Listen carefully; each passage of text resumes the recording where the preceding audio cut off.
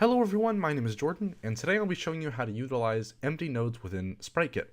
So to begin, make sure to download the example project in the video description. This is based off my WWDC19 scholarship, and if you'd like to see that link will also be in the description as well.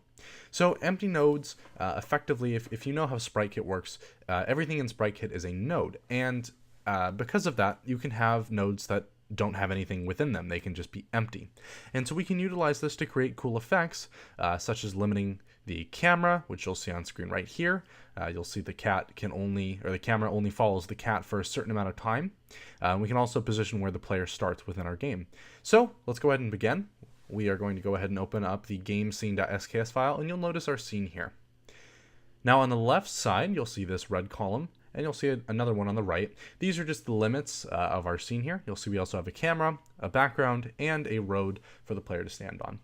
To begin, we are going to open up the project library in the top right, search for empty, and we're just going to grab that and drag it out into our scene and position it right where we'd like. This will be our player starting position, so go ahead and name it as such. So player starting position right in the inspector there. We're going to duplicate that, and we're going to make our camera limit nodes. So this is the X or the left side limit of our camera. We're going to name this camera minimum, so our camera will not go any further than where this node is placed. Now we can check to see what the camera will see by dragging the camera right onto that node, and you'll see it's clipping a little bit into the red box there. So we're going to adjust our node ever so slightly, recheck the camera, and it looks like we're good to go. We're going to duplicate this node as well to create the maximum limit, so the limit when the camera is on the right side of our scene. Position it here. And again, we're going to check exactly where the camera will see, just to make sure we position it ever so slightly. Let's adjust that and check again. Looks like we've got it spot on this time, so we can begin editing our code. Now we're going to start off with our player position handling. So we're going to go ahead and get access to that node inside of our game scene. So we're going to say if let player starting position equals self.child node with name, and we're just going to put the name of our node, which is in our case player starting position. Now we just want to set the player node's position to be the position of player starting position. Hopefully that makes sense. And now you can see on screen here when we boot up our game, our cat is exactly where we'd like him to be. Awesome. Now let's go ahead and do our camera limiting.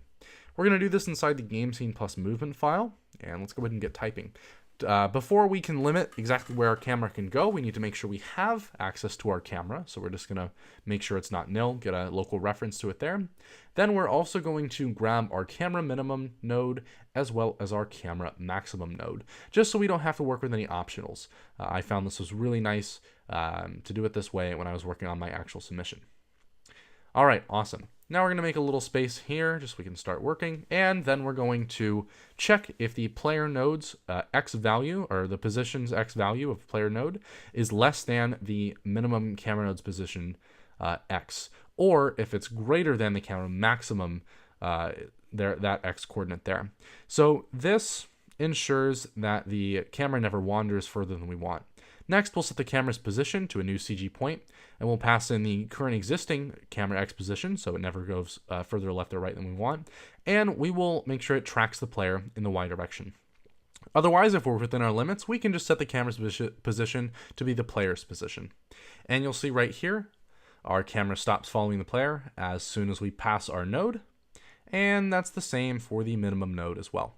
I hope you've enjoyed this quick bite-sized tutorial on utilizing empty SpriteKit nodes. If you'd like, you can check out my full submission in the description below at GitHub or watch a quick video about it. And if you'd like to learn more from my submission, I also have 2 other videos, Swift extensions and child view controllers. So go ahead and check those out. I will link those in the description below. Other than that, I hope you enjoyed, and take care.